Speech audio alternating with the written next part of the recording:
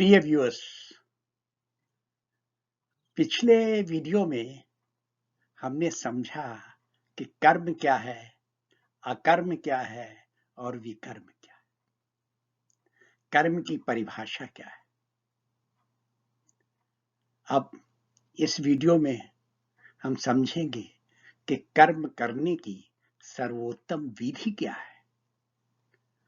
हमारा क्या एटीट्यूड होना चाहिए कर्म करने में, जिससे कि हम सफलतापूर्वक कर्म को जानें और कर्म को करें और कर्म बंधन में न पड़े।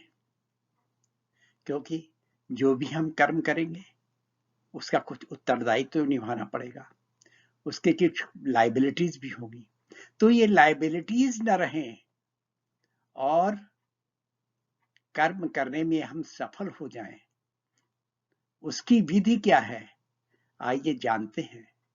इन सभी विषयों पर श्रीमद् भगवद गीता में क्या कहा गया।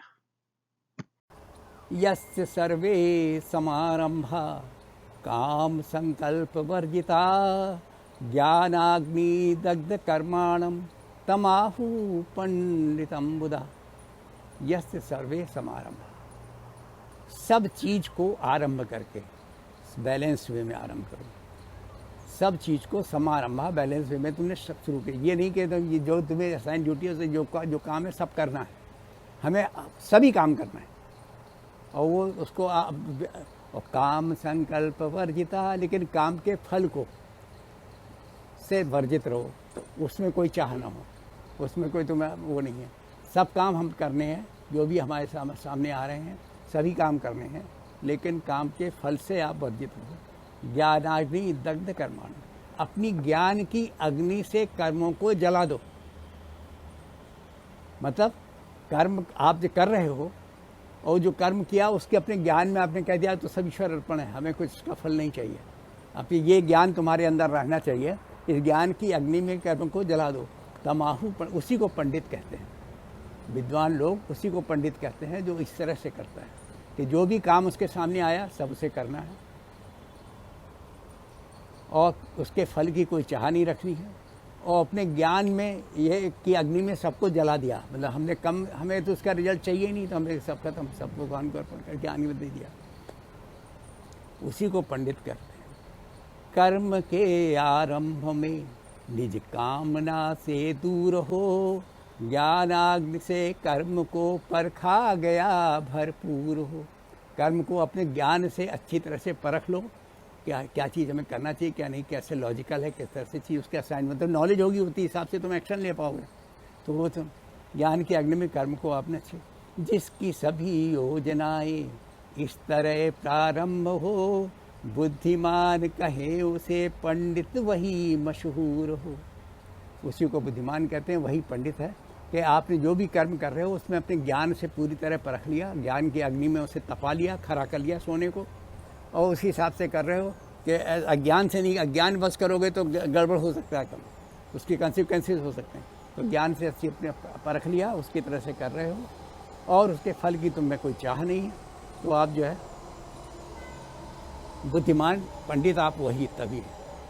त्यक्त्वा कर्म फलासंगम नित्य तृप्तो निराश्रया, कर्मण्य भी प्रवृत्तोपि नैव किंचित करोति सा।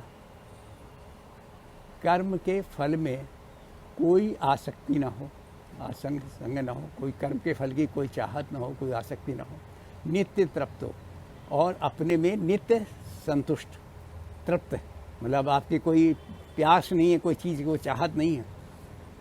निराश्रया, और किसी भी चीज़ का आप डिपेंडेंट नहीं हो, किसी पर डिपेंडेंट नहीं। डिपेंडेंसी अपनी ख़त्म करो, क्यों? डिपेंडेंसी में आदमी दीन हो जाता है, मिजरेबल हो जाता है। अगर किसी पर डिपेंडेंट हो तो यू आर मिजरेबल। कर्मण भी प्रवृत्तोपि, और उस पर जो है जब कर्म में प्रवृत्ति रहते हो, कर्म में हमेशा प्रवृत्ति रहो। तो कर्म में जब प्रवृत्ति रहोगे और दीन भी नहीं होगे और किसी कर्म के फल में आसक्ति भी नहीं है, तो वो कुछ भी नहीं करता है। तो उसे भगवान के हिसाब से या ईश्वर के हिसाब से कर्म बंधन तुम्हें लगता नहीं है। कर्म बंध जब तक उसकी लायबिलिटी कुछ नहीं है, तो इसका मतलब है वो जैसे कुछ कर ही नहीं रहा हो, लेकिन वो आया है, एक्शन कर रहा है, कर्म तुम्हें करना है। कर्म फल के प्रति रही जो चाह वह सब छोड़कर, कर्म फल के प्रति रही जो चाह वह सब छोड़कर, स्वयं में संतुष्ट नित्य जो निर्भर किसी मोड़ पर। किसी पर निर्भर नहीं रहो, किसी पर डिपेंडेंट, हमेशा इस तरह से रहो कि हम किसी पर डिपेंडेंट नहीं रहे।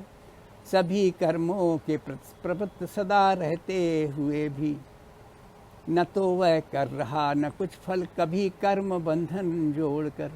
तो इसका मतलब उसके पास कोई कर्म बंधन ऐड नहीं हो रहा है, और इसलिए वो ऐसे हो गया जैसे इसने कुछ नहीं करा, लेकिन कर्म वो सब प्रवृत्ति रहा, सब कुछ किया, लेकिन कोई कर्म बंधन की कोई लायबिलिटी नहीं हुई, तो कर्म बंधन लगा नहीं, आपको प्रॉब्लम, कोई कंसिक्वेंसेज आपको भुगतने नहीं है उसके। लेकिन आपने ज्ञानाग्नि तक तो पहले ही कह दिया, जो कर्म कर रहे हो उसमें ज्ञान आपका जरूर लगाना चाहिए, नॉलेज वेल इन्फॉर्म्ड होना चाहिए, प्रोसेस तो अच्छा पता होना चाहिए। निराशीर्यत चित्तात्मा त्यक्त सर्व परिग्रहा, शारीरम केवलम कर्म कुर्वन्नाप्नोति किल्बिषम्। निराशीर्यत चित्तात्मा, आपके मन और आशाएं से निराशीर्य चित्तात्मा, जो आपकी कोई आशा मन और बुद्धि में कोई किसी तरह की आशा ना रहे, किसी तरह की, वही फल की बात है कि कोई भी मन के ऑफर की कर्म कर रहे हो तो उसके किसी चीज़ की आशा नहीं। त्यक्त सर्व परिग्रह, और जो भी तुमने संग्रह किया है उसके प्रति भी तुम्हें कोई लगाव नहीं है, तो कोई भी हम छोड़ सकते हैं कुछ भी।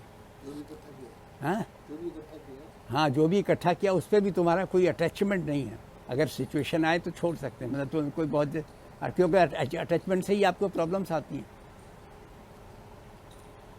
शारीरम केवलम कर्म, जो शरीर निर्वाह के लिए जो आप काम करते हो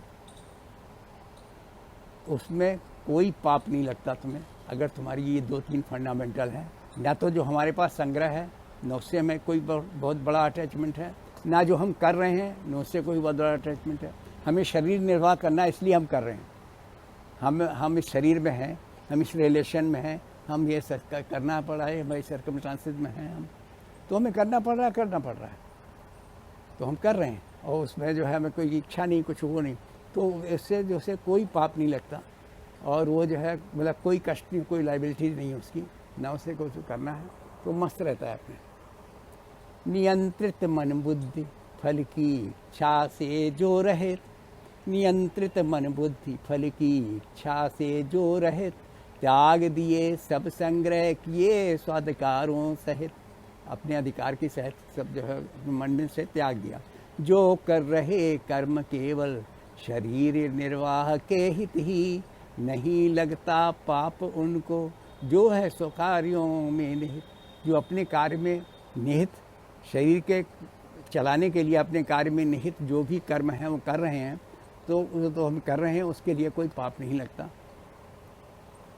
यदच्छा लाभ संतुष्टो द्वंद्वातीतो विमत्सरा, समः सिद्धा विसिद्धौ च कृत्वापि न निबध्यते। यत् अच्छा लाभ संतोष, जो भी लाभ मिल जाए किसी भी करने में उसमें ही संतुष्ट हो जाना। आप कोई बिजनेस कर रहे हो या कोई भी नौकरी कर रहे हो, कुछ भी जो मिल रहा है उसमें आप संतुष्ट हैं, उसमें आपको मन में कोई वो इरिटेशन नहीं है।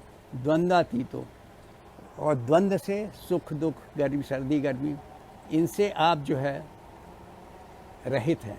विमत्सरा, और किसी से आप ईर्ष्या नहीं रखते कि अब इसके पास इतना ज़्यादा है और हमारे पास इतना कम है, तो इस चीज़ में ईर्ष्या जो है नहीं रखते।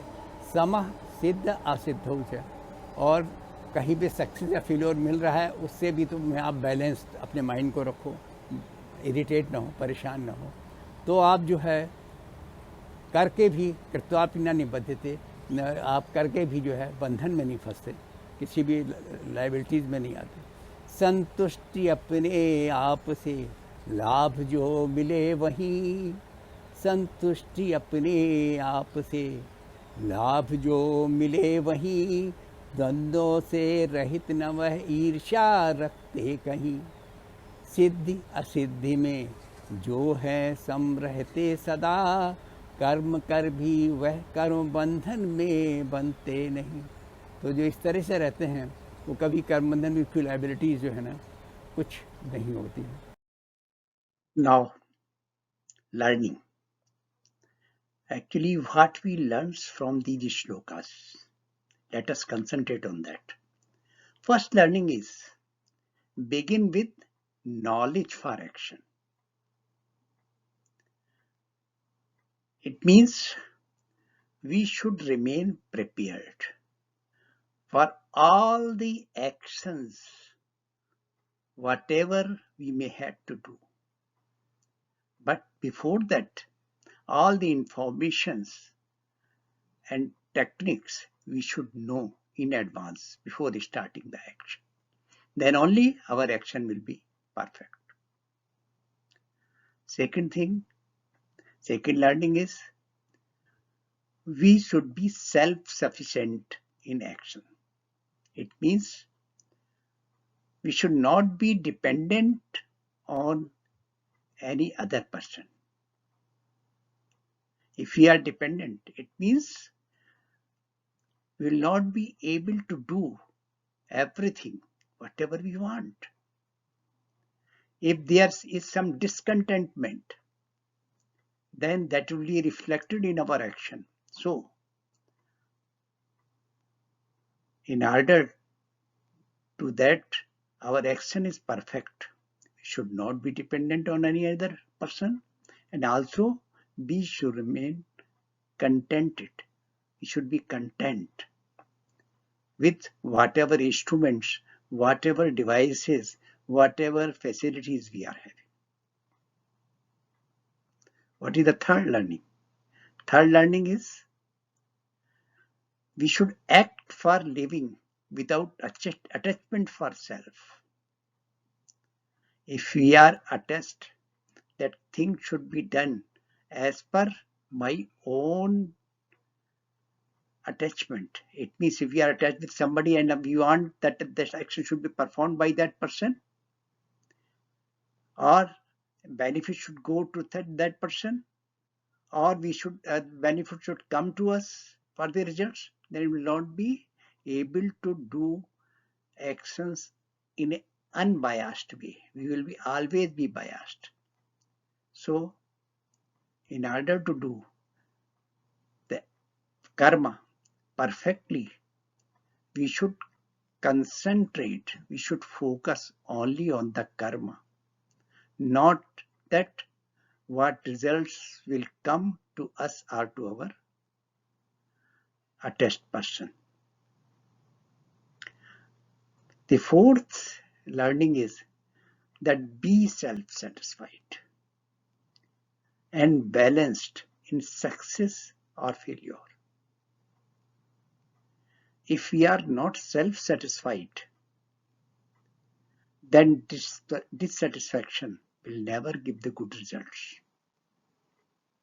And if we become disturbed by success or failure, then only all the effect will be on our actions. It means we should not be overjoyed with the small successes in the process of the karma, and also we should not get disturbed if there are some failures in our way while performing the karma. These success and failure will always come while doing a karma, but we had to complete the karma till the end, till the target we achieve. So there are 4 learnings that we should be prepared and collect all the knowledge and information required. We should be self-sufficient and content. There should not be any attachment, and we should not get disturbed by the success or failure. Our karma should go on. Friends, if you like this video, please subscribe so that we can prepare more number of such videos.